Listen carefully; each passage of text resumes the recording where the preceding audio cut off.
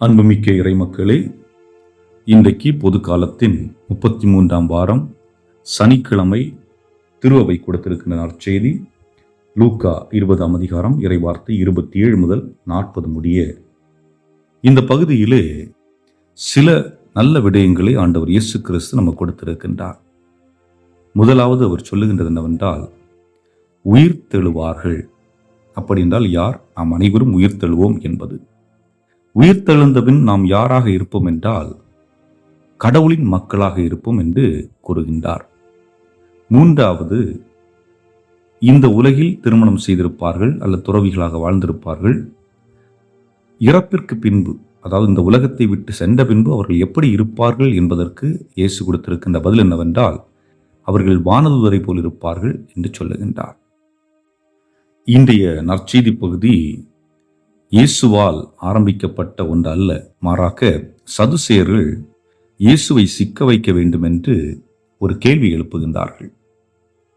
போதகரே, மணமான ஒருவர் மகப்பேறு குழந்தையின்றி இறந்து போனால் அவர் மனைவியை அந்த கணவனுடைய சகோதரன் திருமணம் செய்து கொள்ள வேண்டும். ஏனென்றால் மகப்பேறு வேண்டும் என்பது யூதர்களுடைய சட்டத்தில் இருக்கின்ற ஒன்று. அப்படிப்பட்ட சூழலிலே 7 பேர் ஒன்றிற்கு பின் ஒன்றாக அந்த பெண்ணை திருமணம் செய்து கொள்கின்றார்கள். யாருக்கும் குழந்தையும் இல்லை. அந்த மனிதரும் இறந்து போகின்றார்கள். இறுதியில் அந்த பெண் விண்ணகத்தில் யாருடைய மனைவியாக இருப்பார் என்பதுதான் கேள்வி. இந்த கேள்விக்கு இயேசு கொடுக்கின்ற பதில் என்னவென்றால், திருமணச் சடங்குகள் இங்கே இந்த உலகில் மட்டும்தான் நிகழும். விண்ணகத்தில் அதற்கு இடமில்லை. அங்கே அனைவரும் சமமாக வானதூதர்கள் போல் இருப்பார்கள் என்று சொல்வது மட்டுமல்லாமல், அவர்கள் வானதூதர்களாக இருக்க வேண்டும் என்றால் அங்கே அடிப்படை என்னவென்றால், கடவுள் உயிருள்ளவராக இருக்க வேண்டும். ஆக இயேசு உயிர்த்தெழுதன் மூலம் உயிர்ப்பு உண்டு என எண்பித்து காண்பித்து விட்டார். அந்த அடிப்படையிலே அவர் என்ன சொல்லுகின்றார் என்றால், மோசேயை பற்றி குறிப்பிடுகின்றார். முட்புதரில் பகுதியை சொல்லி அங்கு அவர் ஆண்டவரே ஆபிரகாமின் கடவுள், ஈசாக்கின் கடவுள், யாக்கோபின் கடவுள் என்று குறிப்பிடுகின்றார். அப்படி என்றால் அதே கடவுள் ஆபிரகாமுடைய காலத்திலும் வாழ்ந்தார், ஈசாக்கினுடைய காலத்திலும் வாழ்ந்தார், யாக்கோபினுடைய காலத்திலும் வாழ்ந்தார், இயேசுடைய காலத்திலும் வாழ்ந்தார், இன்றும் வாழ்ந்து கொண்டிருக்கின்றார். ஆகவே நாம் வழிபடுகின்ற கடவுள் இறந்த கடவுள் அல்ல, மாறாக வாழுகின்ற கடவுள். நமது கடவுள் இறந்தோரின் கடவுள் அல்ல, வாழுகின்ற கடவுள். என்றால் அவர் என்றைக்கும் வாழ்ந்து கொண்டிருக்கக்கூடியவர். நாம் செய்ய வேண்டியது என்னவென்றால் நம்பிக்கை. இன்னொன்று, இந்த உலக வாழ்வு ஒரு குறுகிய கட்டத்திற்கான வாழ்வு. இது ஒரு பயணம். இந்த பயணத்தை நாம் எந்த அளவிற்கு கொண்டு போக முடியும் என்று தெரியாது. ஆனால் அதன் பிறகு ஒரு வாழ்வு இருக்கிறது. அது நிச்சயமான வாழ்வு, நிரந்தரமான வாழ்வு, இயேசுவோடு கூடிய வாழ்வு என்ற ஒரு வாக்குறுதி நம்ம கொடுத்திருக்கின்றார்.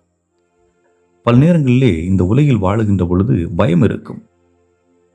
இவ்வளவு சம்பாதித்து வைத்திருக்கிறேனே, இவ்வளவு நேசிக்கிற ஒரு மனைவி இருக்கிறாரே, இவ்வளவு நேசிக்கிற ஒரு கணவர் இருக்கிறாரே, இப்படிப்பட்ட பிள்ளைகள், அருமையான பிள்ளைகள் இருக்கிறார்களே, இவர்களை எல்லாம் விட்டுவிட்டு நான் செல்ல வேண்டுமே.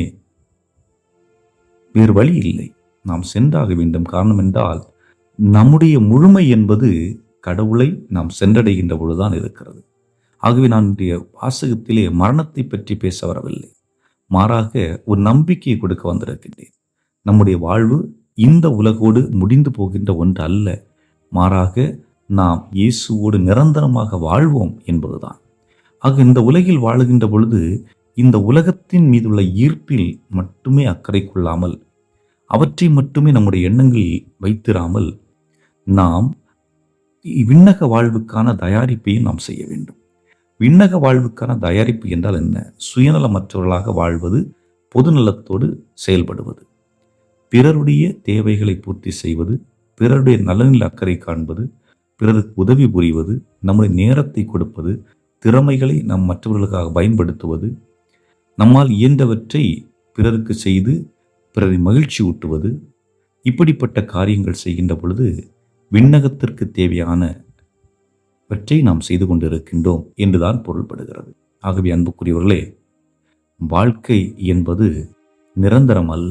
இந்த உலகில் மாறாக இறைவனோடு நிரந்தரம் என்பதை மறந்துவிடக்கூடாது என்பதுதான். இங்கே வாழுகின்ற கணவன், மனைவி, பிள்ளைகள் என்று சொல்லுகின்ற பொழுது கூட இந்த உலகில் கணவனும் மனைவியும் மட்டும்தான் இறுதி வரை, அதாவது அதில் ஒருவர் இறக்கும் வரை அவர்கள் சேர்ந்து செல்ல முடியும். குழந்தைகள் ஒரு கட்டத்திற்கு மேல் உங்களை பிரிந்து சென்று விடுவார்கள். அவர்களுடைய வாழ்வை ஆரம்பிப்பதற்கு பிரிந்து சென்று விடுவார்கள் என்று சொல்வது இந்த உலகை விட்டு சென்று விடுவார்கள் என்று அல்ல.